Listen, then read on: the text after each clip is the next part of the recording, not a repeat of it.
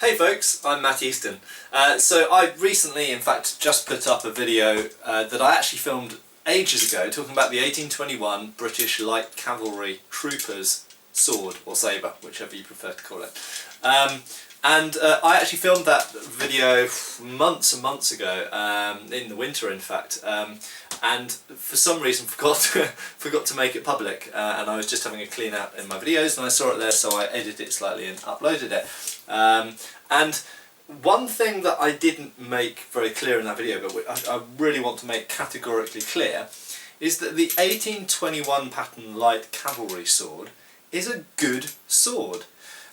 First up, there is a lot of rubbish written in modern books about antique swords by people who know a lot about the objects, and they have studied lots of the antique swords. However, they don't necessarily know how to use a sword, and in some cases, sadly, they haven't read many of the original source accounts describing swords in use.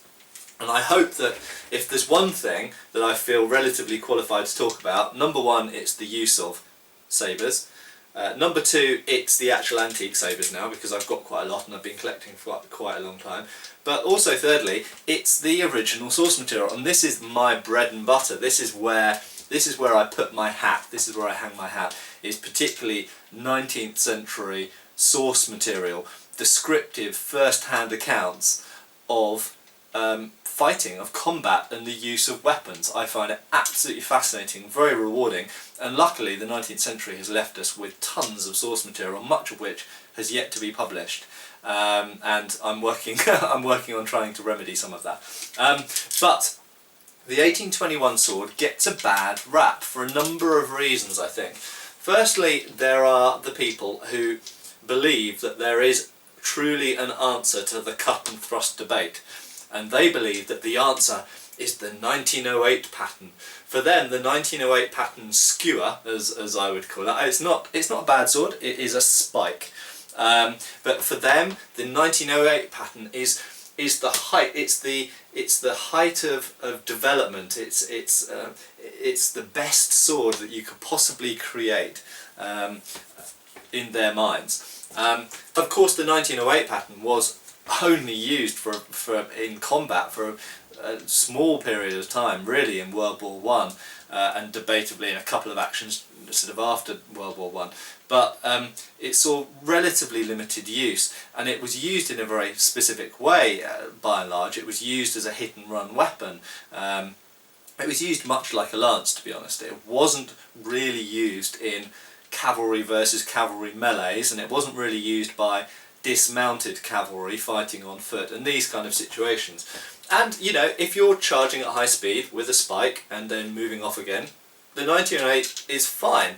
However, if you get mixed in with a bunch of Pathan or Afghan or Sikh cavalry and you're fighting for your life in a melee, I wouldn't want to have a 1908 pattern, for the very simple fact it doesn't handle very nicely at all for fencing, if you want to call it that, or for fighting in that type of melee type situation. You can't cut with it. You can hit with it and it will hurt someone, but you can't really cut with it because it just has the wrong blade geometry to have a decent cutting edge. You can only thrust, and it's just not a very good sword for that kind of use. It is really a little lance. In contrast, the 1821 pattern, which gets a bad rap. Why does it get a bad rap? Well, firstly, as I've mentioned, because some people believe that there's an evolution that is always towards better, and they haven't watched my videos where they would come to appreciate that there's different weapons for different situations, and there's also personal preference, and there's many reasons why the world is full of a variety of weapons. Not everybody has ended up with a pointy stick or the 1908 pattern sword. Quite simply because it doesn't fit into all of those situations. But they believe that there's a height of evolution and this is left behind and this was improved upon, but also because this is a compromise design, and they think that when you compromise you make something crap. Well, that's not true. That's patently not true.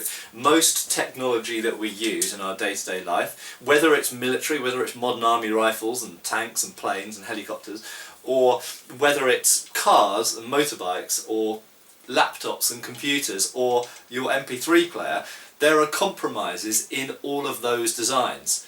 And the fact is that, yes, some compromises work out better than others. However, for a compromised design, what did they end up with? Well, they basically reinvented the backsword, didn't they? And the backsword was used for hundreds of years, incredibly successfully, all over Europe.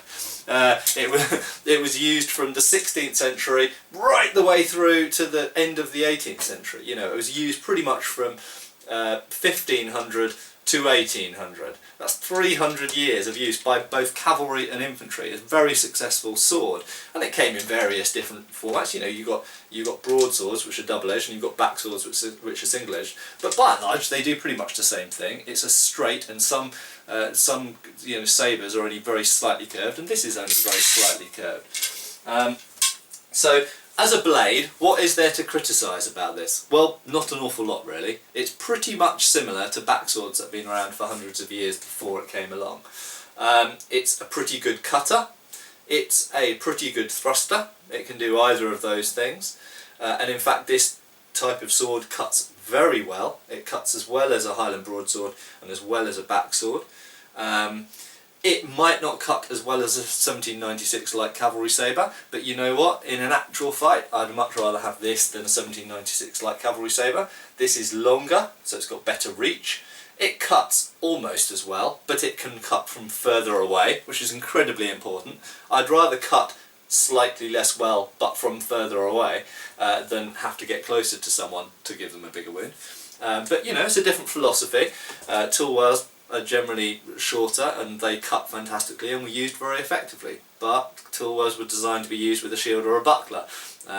With a sword alone, it's being able to hit from far away is a good thing. And this has got a much more protective hilt than the 1796 light cavalry sabre. So to my thinking, for most combat applications, be it on horseback or on foot, and remember, cavalry didn't always fight on horseback. Cavalry did dismount to fight in many situations. There's no point riding around on a horse in streets. If you're at the siege of Delhi, you have to dismount and fight on foot. It's as simple as that. Or the siege of Sebastopol, or any other siege, or indeed a lot of sort of village fighting. If you're fighting some rebels in a village and you get into some mud huts, staying on your horse is probably a bad idea. Dismounting with a sword and a revolver or pistol is a better idea, because you're a great big target sitting high up on a horse and you can't move around very easily. So for most situations, I think this is a better sword than the 1796 light cavalry sabre. Although I love the 1796 light cavalry sabre, it's an iconic and amazing weapon, it's a fantastic cutter.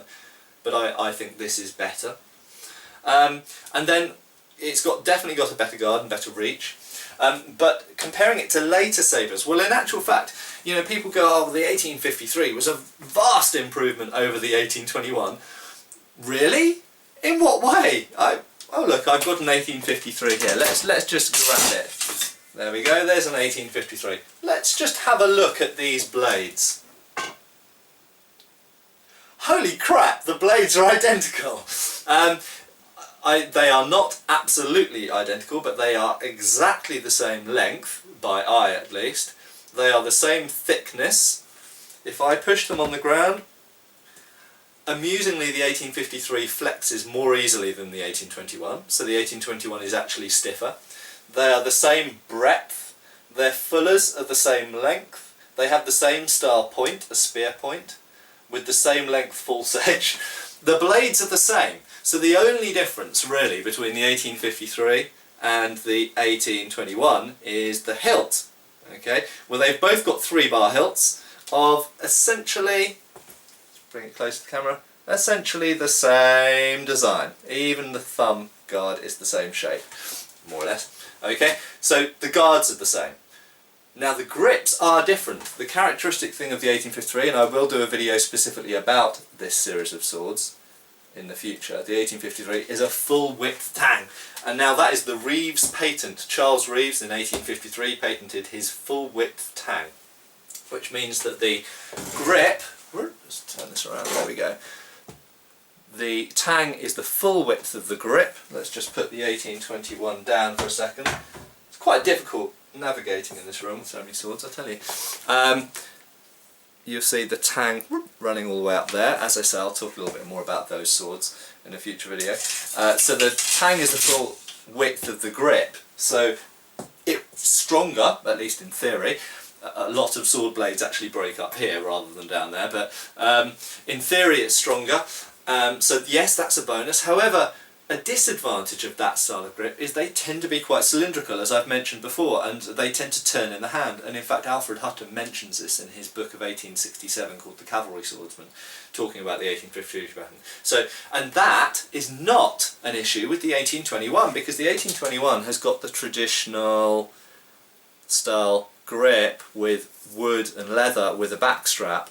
So it's more of a rectangular shape, and it doesn't turn in the hand, so edge alignment's better than these. Just to conclude, because I don't want to waffle on for too long, essentially what I want to say is this is a good sword. The 1821 pattern was a good sword. I wouldn't say that the 1853 was worse necessarily, but it really wasn't very different. And people, modern writers who write about antique swords and suggest that the 1821 was, oh, it was awful, it was a compromised design, it didn't do one thing great and it didn't do another thing great. Basically, they're just spouting bullshit. They don't actually know how to use swords. I haven't met a single one of these people who actually says that, who has a clue about using swords, and most of them haven't even read the period accounts talking about these swords.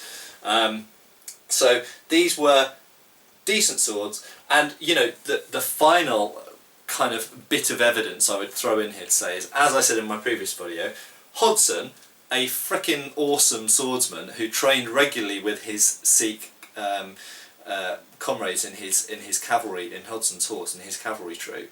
He trained with them on a regular basis with lance and sword, and he was an outstanding swordsman. He killed numerous opponents in fighting, both with a boar spear and with sword, and was wounded by swords in fighting.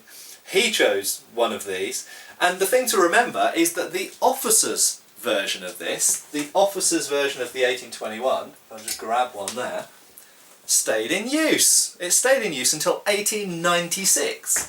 That didn't get supplanted, and that was an outstanding sword, and still is an outstanding sword.